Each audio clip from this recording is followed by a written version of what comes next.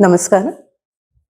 आज मुद्दा म्हणून प्रेस घ्यायचं कारण की आमच्या पक्षात शिवसेना शिंदे गटमध्ये बरीच चर्चा होत आहे. उलटे-पलटे काही विषय घेऊन प्रत्येकाला समज देण्याचं किंवा काही असं काम चाललेलं आहे, तर त्या संदर्भात प्रेस घ्यायचं ठरवलं आणि जो विषय आमचा काय आहे तो समोर मांडायचा ठरवलेला आहे. आज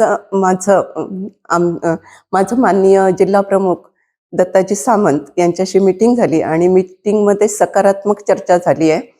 सोबत गावकर आहेत, शिवाय करलकर उपजिल्हाप्रमुख करलकर साहेब पण आहेत आणि ह्या मीटिंगमध्ये चांगल्या प्रकारे जवळजवळ 1 तासाच्या वेळेत सकारात्मक चर्चा झालेली आहे आणि आमचे जे काही वाद वाद नव्हतेच मुळात, पण ते घडवून आणलेले वाद होते.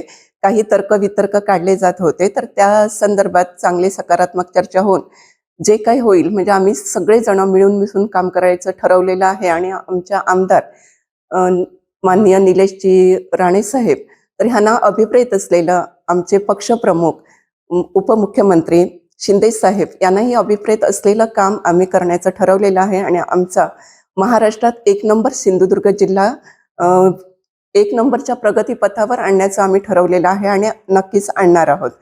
ह्या चर्चेमध्ये मुख्यत्वे मी जिल्हा प्रमुख होती शिंदे गटाची पहिल्यापासून.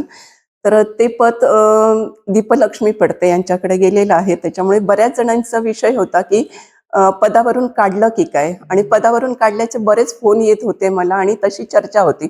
पण ॲक्चुअली मला पदावरून काढलं नव्हतं. कारण पदावरून काढण्याची गोष्ट वेगळी, ती ती व्यक्ती त्या पक्षात राहू शकत नाही नंतर आणि कामही करू शकत नाही. परंतु माझे सगळ्यांशी चांगले संबंध आहेत आणि पदावरून काढण्याचाच विषय नव्हता, की ठराविक मुदत झाल्याच्या नंतर तिथे त्या व्यक्तीला वरच्या पदावर नेलं जातं आणि वरचं पद दिलं जातं आणि हे मला ज्या दिवशी दीपलक्ष्मी पडतेना जिल्ह्याचं पद दिलेलं होतं, त्याच दिवशी आमचे माननीय आमदार निलेशजी राणे यांनी मला फोन करून सांगितलेलं होतं, की तुम्हाला वरच्या पदावर घेतलेलं आहे म्हणून. परंतु लोकांचे गैरसमज होत होते आणि त्याच्यामुळे काही चलबिचल चाललेल्या होत्या आणि त्याच्यामुळे खास करून माझे समर्थक असतील, माझे पदाधिकारी असतील, माझे कार्यकर्ते असतील, तर त्यांच्या मनात संभ्रम निर्माण झालेला होता आणि चर्चेला काही काही उदाहरण आलेलं होतं. तर ते आता आम्ही पूर्ण बंद करत आहोत, इथे स्टॉप करत आहोत. कारण आमच्यात कुठचेही गैरसमज नाहीयेत आणि ह्याच्या पुढेही नसणार आहे. कारण आमची संघटना ही एक संघटना आहे आणि आम्ही त्याचप्रमाणे पुढे ती संघटना आम्ही नेणार आहोत. ह्या चर्चेमध्ये जे काही जुने पदाधिकारी आहेत, तर त्यांना सुद्धा सगळ्यांना प्रवाहात घ्यायचं ठरलेलं आहे. सगळ्यांना पदं देणार आहेत. त्यांचं त्यांचं काम बघून त्यांना तशी पदं दिली जाणार आहेत. कोणालाही मागे ठेवायचं नाहीये. सगळ्यांचा विचार करून आम्ही पुढे जाणार आहोत.